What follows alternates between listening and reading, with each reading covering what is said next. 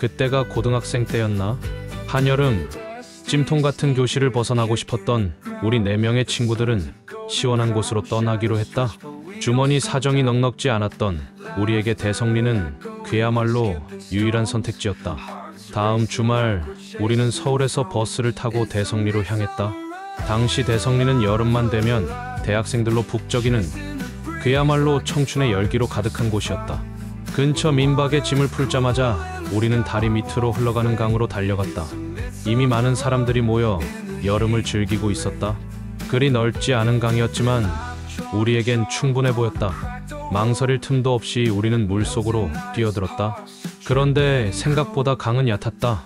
가장 키가 작은 친구의 무릎 높이 정도밖에 되지 않았다. 더 깊은 곳으로 가자.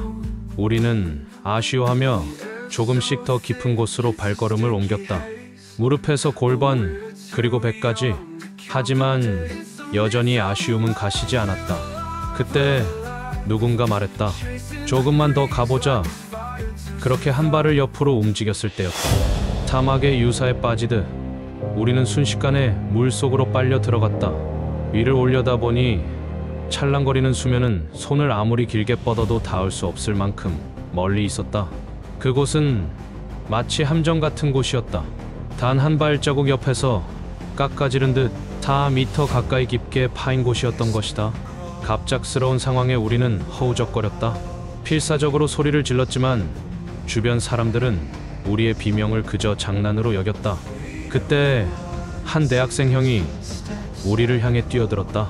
그는 2명의 친구를 먼저 구해냈지만 패닉에 빠져있던 나머지 2명을 구하기는 쉽지 않았다. 그는 한 친구를 바위에 붙여놓고 올라가라고 외쳤다. 하지만 그 친구는 뒤에서 끌어당기는 힘에 의해 다시 물속으로 빠져들었다.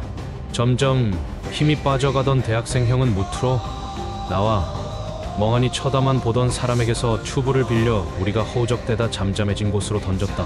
다행히 우리는 그 튜브를 잡을 수 있었고 그렇게 살아남았다. 민박으로 돌아온 우리는 살아있다는 사실에 그저 안도했다. 하지만 그날의 공포는 가슴 깊숙이 새겨진 채 쉬 사라지지 않았다. 그리고 우리는 다음 날에야 겨우 집으로 돌아갈 수 있었다. 그날은 친구 3명과 함께 떠난 여름 여행이었지. 바로 대성리였어. 민박은 허름했지만 넷이서 지내기엔 충분했지.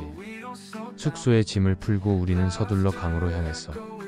강에 도착했을 때 나는 조금 실망했어. 키가 큰 편이었던 나에게 강물은 무릎 아래까지 올 만큼 얕았으니까. 우리는 조금 더 깊은 곳, 물놀이할 만한 곳을 찾아 이동했어. 그때 바위에서 다이빙하는 사람들을 보고 저 근처면 충분하겠다 싶어 그쪽으로 걸어갔지. 점점 올라오는 수위에 오싹한 느낌을 받았어.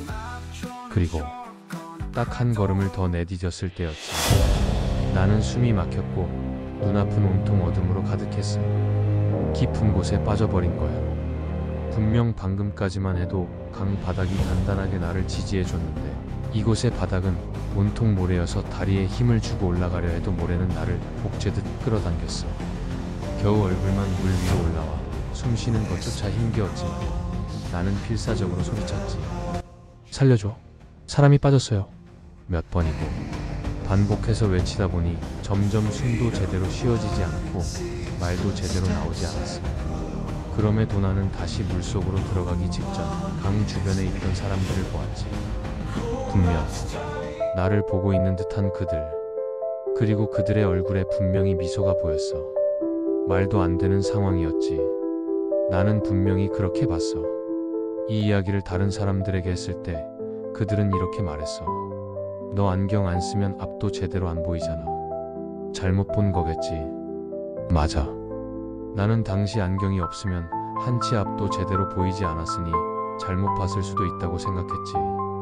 하지만 과연 몇 번이고 물속으로 들어가기 직전에 보였던 가족과 함께 날 보던 아이의 미소, 옆에 튜브를 걸치고 무정한 눈과 달리 입은 웃던 사람들.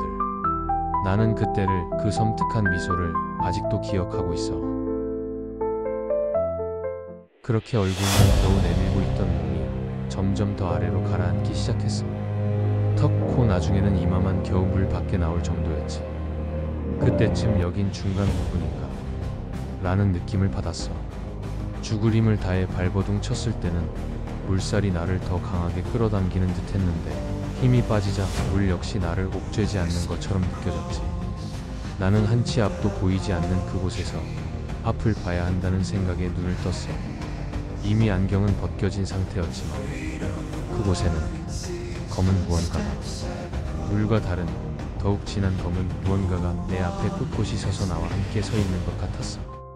마치 해양 다큐에서 본 해초 같았지만 사람으로 치면 머리 부분이 한쪽으로 움직이는 것만 빼고는 나는 이미 온몸에 힘이 다 빠져버린 상태였어.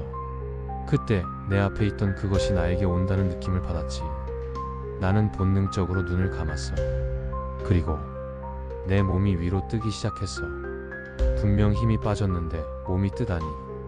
희망이 생기는 순간 나는 눈을 뜨려고 했지. 하지만 알 수 없는 불안감이 나를 덮쳤어. 내가 눈을 뜨면 다시는 올라갈 수 없을 거라는 생각. 왜인지 모르겠지만 지금 눈을 뜨면 다시 그곳에 가라앉아 고통스럽게 죽을 것 같았지. 나는 눈을 감은 채 수면으로 올라갔어.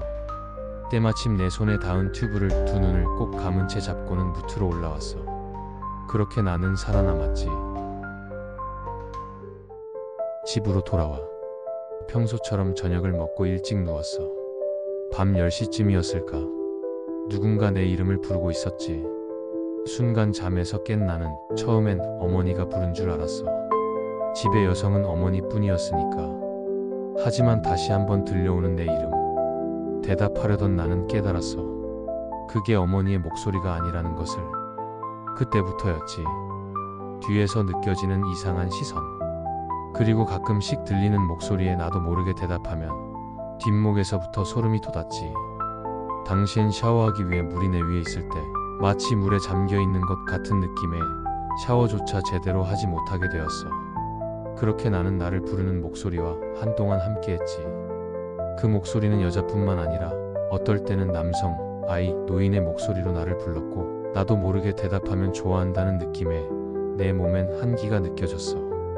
다행히 다른 피해는 없었지만 그렇게 1년이 지났을 때 당시에 알게 된 여사친이 갓 이 보자고 들어간 사주 카페에서 내 사주를 보고는 괜찮으면 이곳으로 연락해달라는 말에 점집에 방문을 했지. 그곳에서 알 수 없는 의식을 치르고 막대기를 내 몸에 휘두른 후 이제 되었다라는 영문 모를 말만 남겼어. 그 이후 더 이상 그 목소리를 직접적으로 듣지는 않게 되었지. 하지만 그 이후에 마치 아무도 없는 곳에서 인기척을 느낄 때가 있어. 아무도 없는 곳에서 인기척을 느낀다는 게 무슨 말이냐 하면 말 그대로 CCTV가 찍고 있는 곳에서 누군가의 시선이 느껴지거나 하얀 모자와 옷을 입은 신사가 슬쩍 보이는 듯한 느낌. 하지만 어디서도 누구도 보지 못한 그런 느낌을 지금도 느껴. 그 일을 겪은 지 이미 10년이 넘었는데도 말이지. 그때 나는 보지 말아야 할 것을 잠시나마 봤기에 이런 걸까?